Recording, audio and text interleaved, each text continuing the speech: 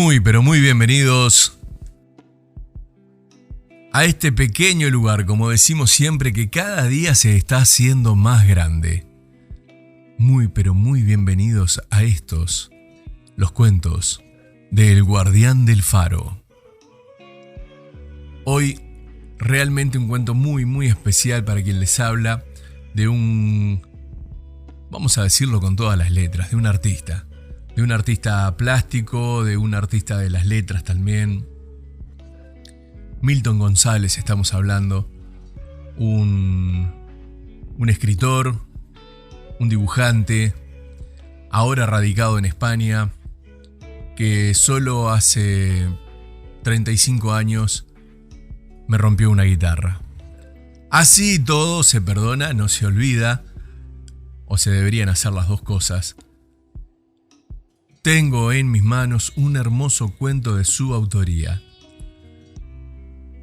Un resbalón, una tormenta y otro montón de cosas que nadie recuerda. Había subido a uno de esos árboles docenas de veces para podar, atar unas ramas o recoger sus frutos. Alguna de las tantas tareas de la vida tradicional en los pueblitos del sur de Europa, donde todo el mundo estaba habituado a casi genéticamente a dominar infinidad de oficios de subsistencia. Por eso no se explica, o tal vez esa sea la explicación más clara, el porqué del accidente. Quedará para siempre la sorda duda de si esa mañana al levantarse hubiese decidido hacer otra cosa, otra tarea, o incluso haber subido a otro árbol, que no fuese ese también su destino. Capaz hubiera sido todo diferente.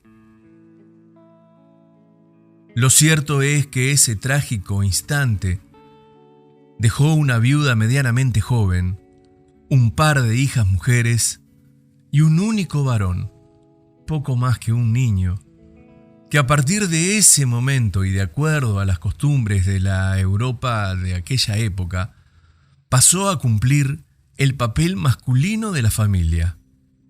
La Europa convulsa de aquellos años implicaba que más temprano que tarde, todo aquel que pudiese empuñar un arma acababa con sus huesos en alguna trinchera, sirviendo a una causa superior que hacía morir a la gente como moscas.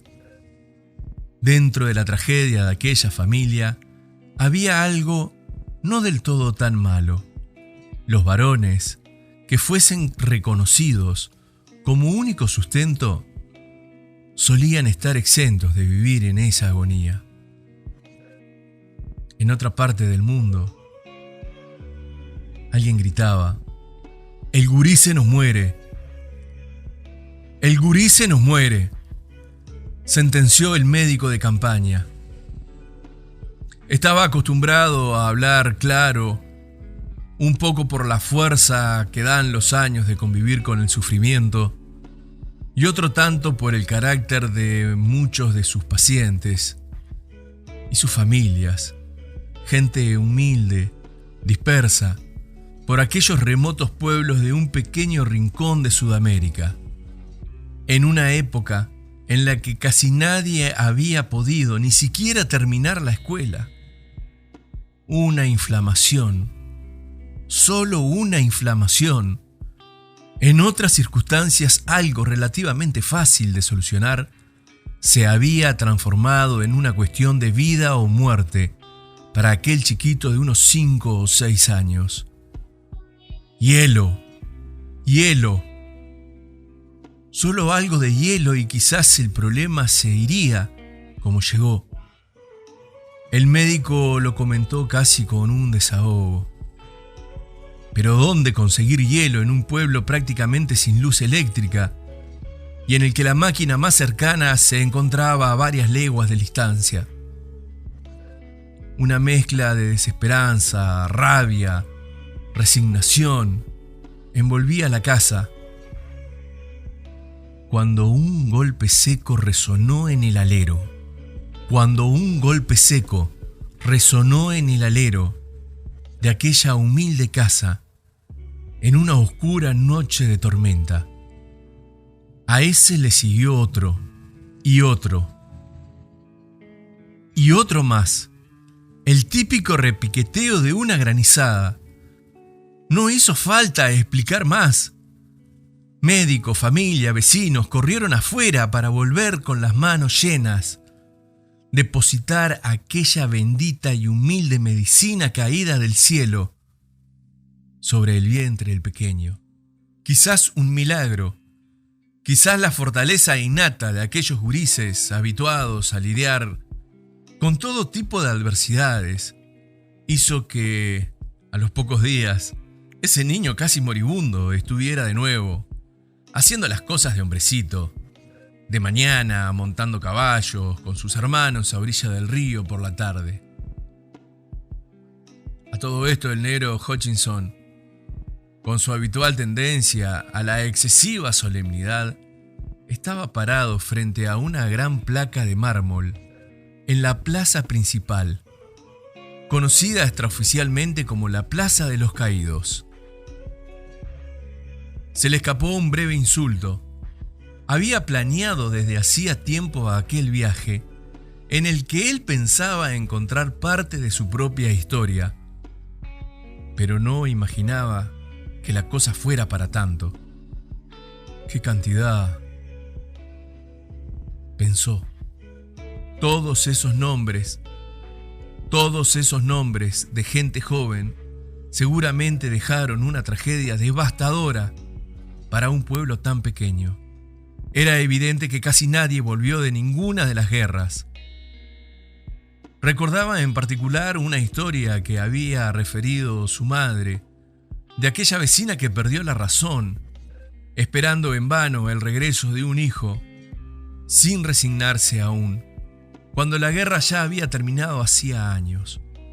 Muchos de los apellidos le resultaban más que familiares, al punto que seguramente habían tenido algún parentesco con varios de ellos.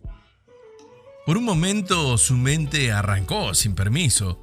No pudo evitar pensar que si su bisabuelo no se hubiera resbalado una mañana de aquel árbol, su único hijo varón, habría seguramente tenido parte en esa guerra. ¿Quién sabe, no?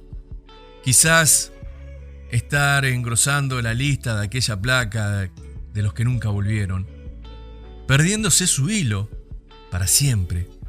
Del mismo modo, su cabeza voló hacia el otro remoto confín, donde su padre, siendo apenas un niño, logró salvarse por una caprichosa y milagrosa granizada. La vida y la muerte entrelazadas en dos distantes lugares del mundo.